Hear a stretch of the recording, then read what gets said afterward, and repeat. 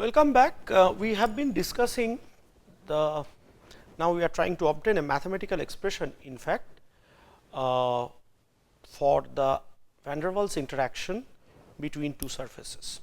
And in the previous lecture we have derived that. It is a pretty lengthy expression, I am afraid, but if you look carefully it is not that complicated. In fact, it not only looks or provides an expression for van der Waals interaction between two surfaces. In fact, it talks about the van der Waals interaction. So, this is a picture you should always remember. It talks about the van der Waals interaction between two thin strips of material.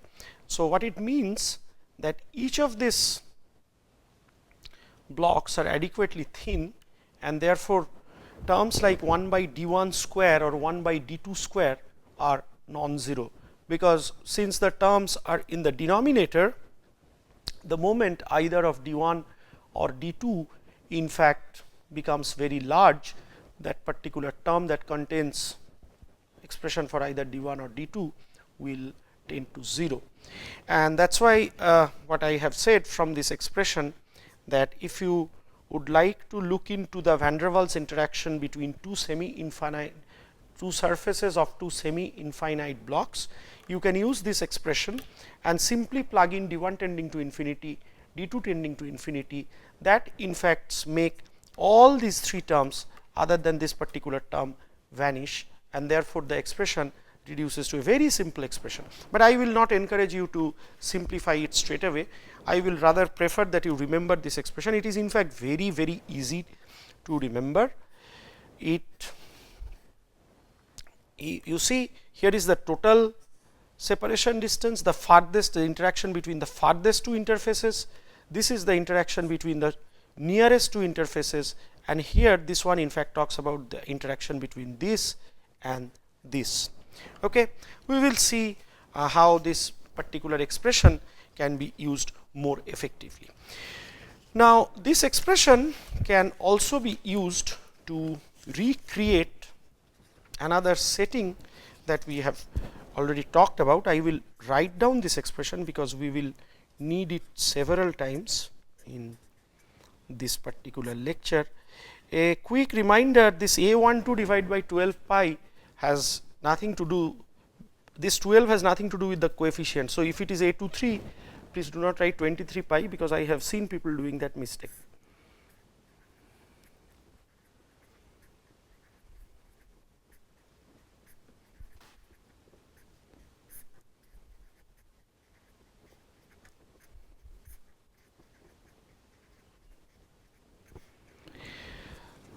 What we can easily do is that we can, I mean, one example we have discussed many times before is this particular example. We have two surfaces which are initially far away and then they come in contact. Well, and for that we have written an expression of delta G equal to gamma 1 2 minus gamma 1 plus gamma 2. Now, you see this particular equation gives the expression of the free energy of the system. Therefore, one can in principle use this to calculate delta G. Of course, this is the LW interaction only, and this is G at contact minus G of the system when D tends to infinity, the two blocks are far away. There is a small catch here. What would you think would be the value of D at contact? And common logic tells in fact D should be 0, but if you plug in D equal to 0 here, the value of the van der Waals, the value of the value of G in fact goes to infinity. This is also logical, because after all you have used an equation that is valid only up to this point, because you have started with the beta into beta 1 2 divided by x to the power 6 expression, which is not valid for this particular region, where the two actually come in contact. It is here where r is equal to 0. This particular expression is valid not for r equal to 0, but for the point where the two molecules sort of come in contact with each other, not when their nucleus, the distance between their nucleus goes to 0.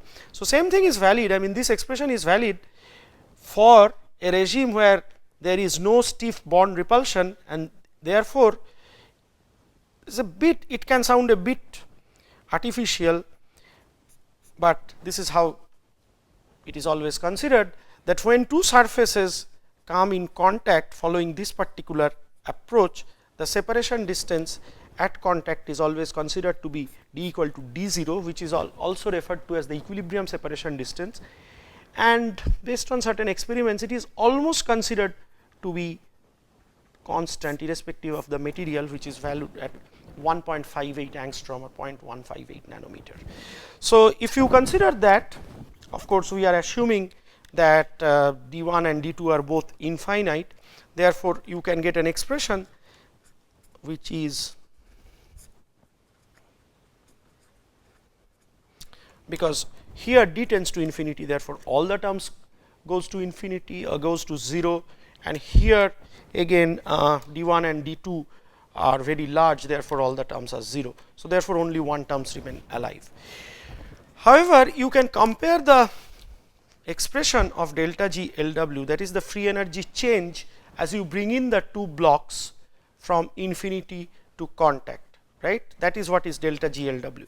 G LW is the free energy of the system, right. Please understand, delta G LW is the change in the free energy as you bring the two blocks from a finite distance to an infinite distance to contact.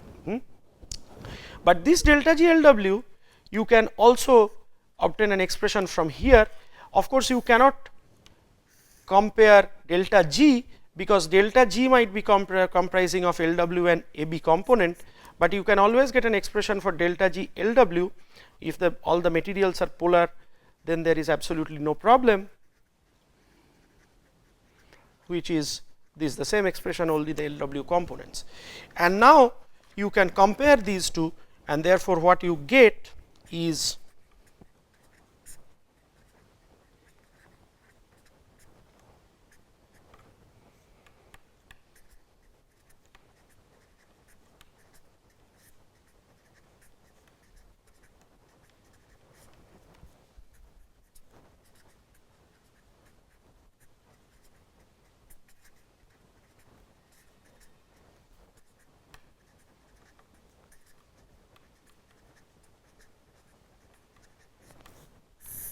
this expression. What is the utility of this expression? Utility of this expression is that now you can obtain the magnitude of Hamaker constant. The only assumption that you require is the value of d0, because all other parameters you can measure, and this is a far improved expression of Hamaker constant, let us say in comparison to something like this, where you need a parameter like beta 1 2, which is material dependent, and you need to find out every time. Well, so fair enough. One can further stretch it, and one can assume that if in the above expression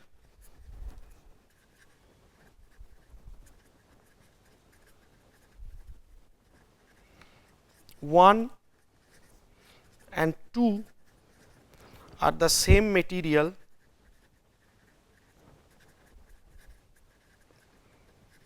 then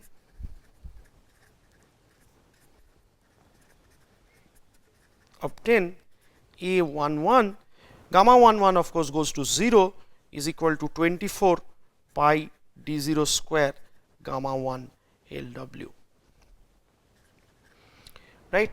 So, these things one can do, and one can also sort of show, maybe you can try to show this.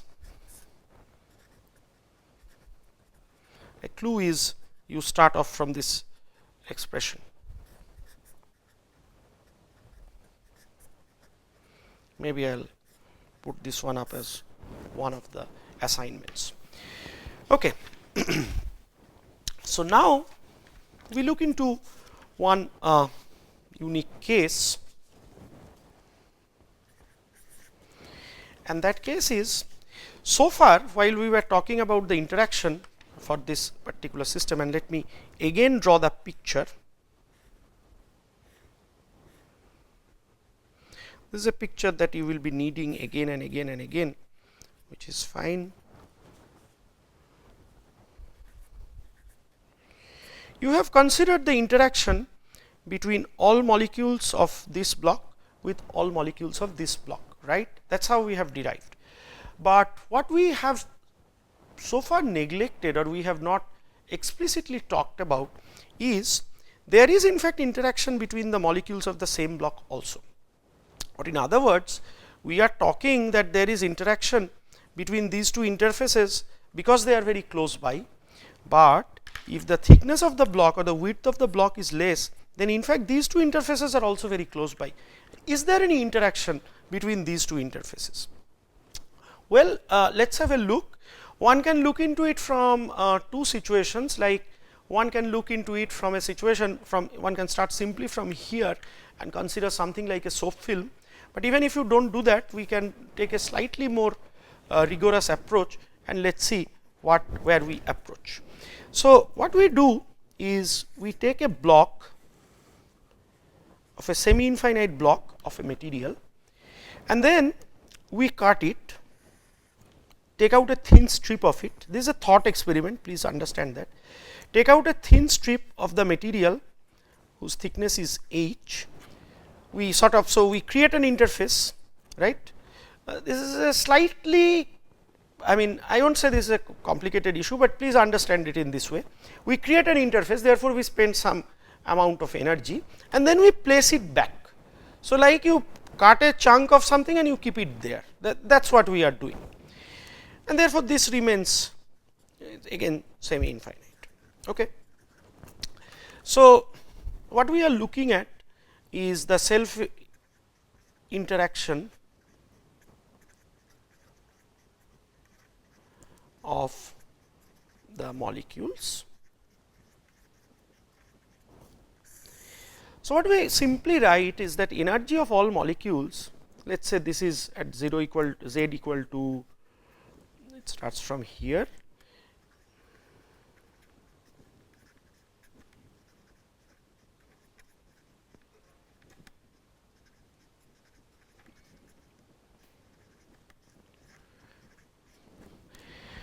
so this is the initial energy of the molecules. Of course, you are not talking about a nuclear reaction, therefore, the total energy remains conserved, right. So, if you do that, now you have created this interface. So, and you have cut out this thin film and then you have created the interface. So, this equals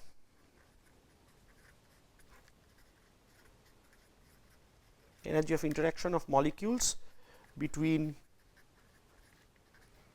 0 and h plus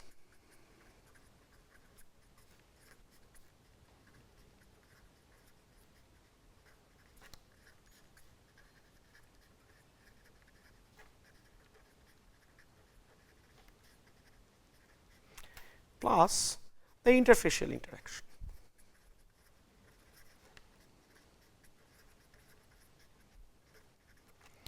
Between the film and the semi infinite block.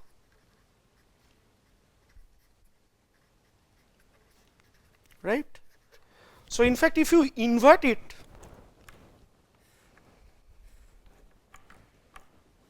you actually get back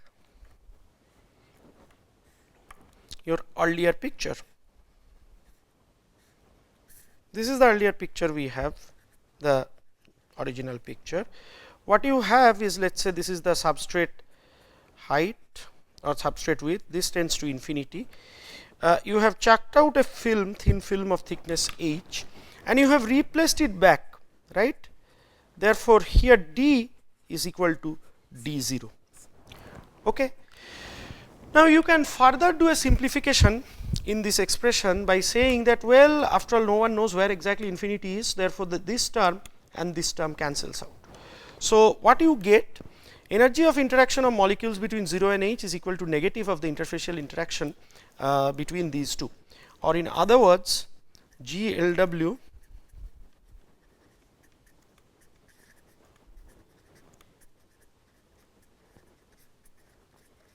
this is a bit abstract, I would say. You cut it and place it, and then you are on one hand saying gamma 11 is always 0, but then here you are assuming, I am just highlighting what are the limitations, that you are highlighting that though you keep the block of the same material over here, or the strip of same material over a block of it, there is in fact this separation distance d0 comes in.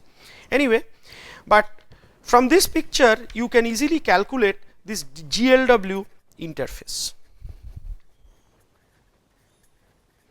by simply taking this expression. This is an expression that you will be needing again and again and again, and all you need to do, plug in d1 equal to infinity, d equal to d0.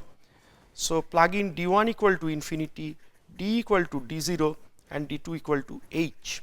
So, as you do that, what you get is GLW interface turns out to be minus A11, because the blocks are of the same material, divided by 12 pi 1 by d0 square plus minus d0 plus h square.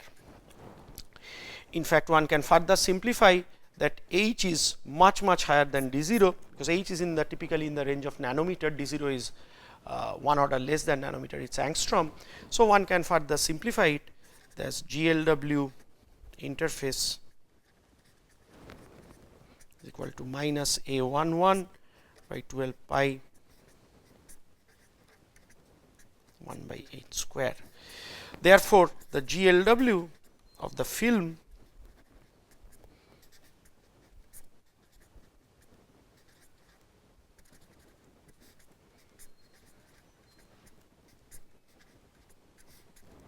okay. Now, what is this energy? I mean, I will just I'd like to draw your attention towards a particular term, and you can expand this.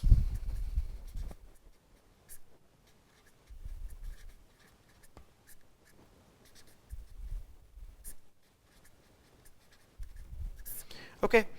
And I would like to also draw your attention from here, using this expression you can calculate A11 divided by 12 pi d0 square simply turns out to be 2 gamma 1 LW, right. So,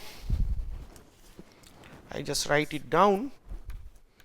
I am again telling it is a bit abstract, but it explains lot of things very nicely.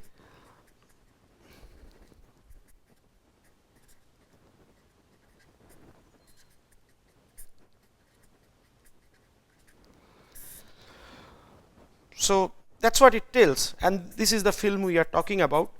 So, as if this behaves like a self standing soap film, right. So, what are the energies? Of course, it has, so this is the film, sorry I will use a different color, this is the film. So, it of course has two interfaces or two surfaces which corresponds to gamma 1 and gamma 1, if we consider only the LW components we are considering here. So, that is where the 2 LW 2 gamma 1 comes in of the film, and now you see you have an extra term which scales as h to the power minus 2. What does it mean?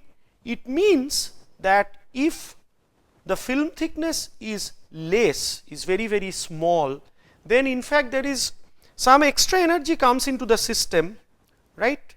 That extra energy comes into the system, that extra can be plus or minus whatever, but the energy is different than that only at the, that ascribed only at the surfaces because of the interfacial interaction between its two interfaces. So, this is the effect of self interaction of the molecules. We will understand it in a even better way, and we pick up a more realistic situation rather than talking about cutting a thin strip of film and then placing it back on it. This is more of a, as I mentioned, it is an abstract experiment, because where the materials are identical. But we have already learnt about spin coating, and therefore, I am sure you will have no problem in considering a system like this,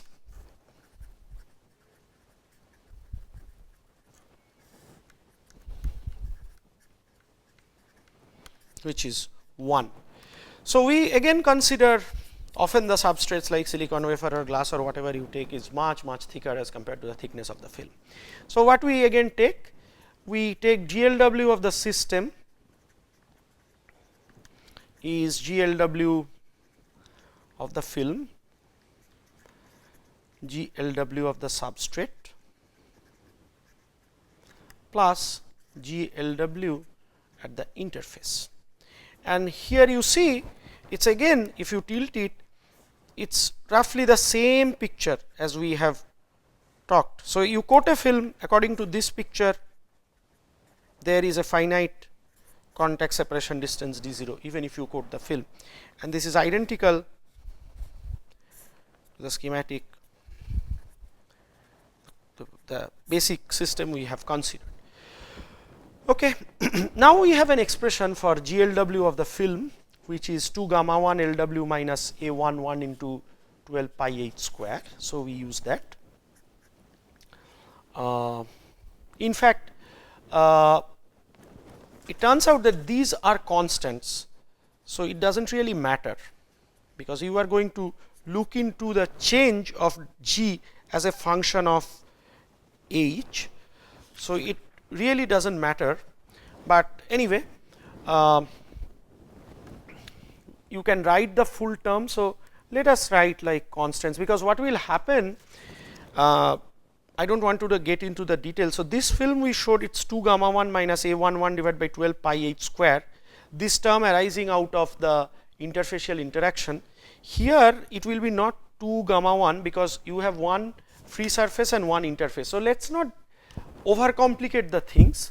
So, what we have is constants, let us say C1 minus A22, 2 is the film, divided by 12 pi h square. For the substrate again we have C2 minus A11 divided by 12 pi d1 square, and it turns out that this term is 0, because the substrate d1 tends to infinity, and minus only the terms that will be alive will be A12 divided by 12 pi, which terms will be alive? The terms that does not contain d1. So, this term goes to 0, this term also goes to 0. So, d is d0, which is simple, and this particular case d2 is actually h. So, it is h plus d0 you can write. So, the terms will be 1 by d0 square divided by 1 divided by d0 plus h square. Again this term one can simplify. So, this turns out to be some effective constant C e minus A22, and this term also gets augmented to the constant. So, this is a constant, this is a constant, this is a constant. A22 divided by 12 pi h square plus A12 divided by 12 pi h square, and what we get is minus AE divided by 12 pi h square plus C1 or CE. That is the effective constant, where AE is nothing but A22 minus A12 and is termed as the effective Hamaker constant.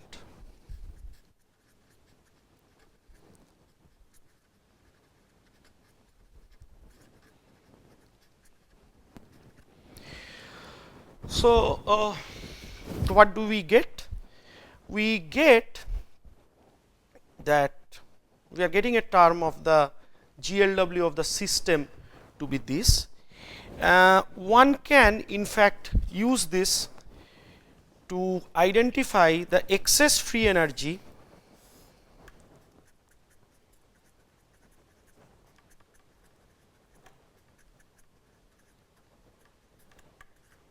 of a thin film. And what is the excess free energy? One can write it as GLW, delta GLW excess is equal to GLW of the system when film is thickness is h minus GLW of the system when h tends to infinity.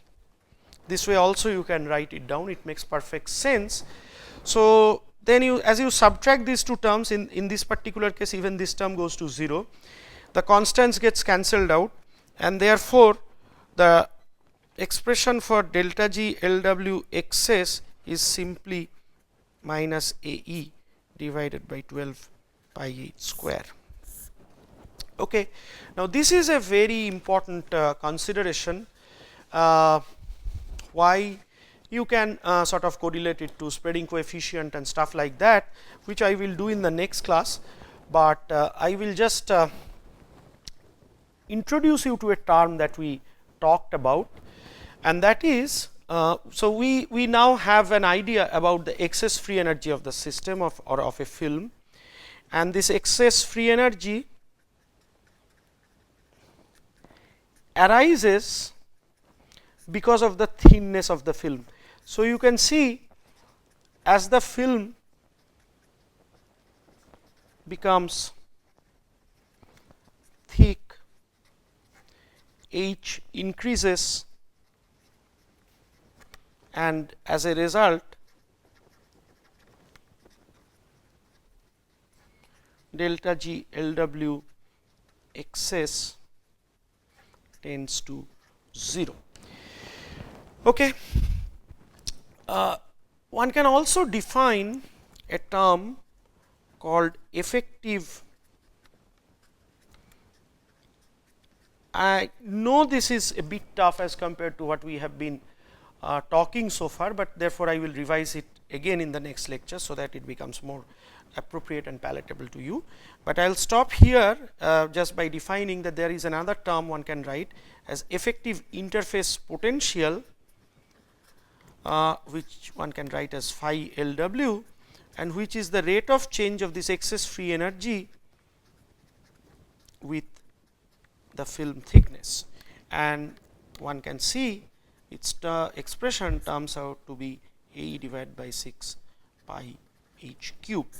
So, the previous lecture we looked into the interaction between the two surfaces and its effect when we talked about the self energy, something we will continue our discussion even in the next class. Thank you.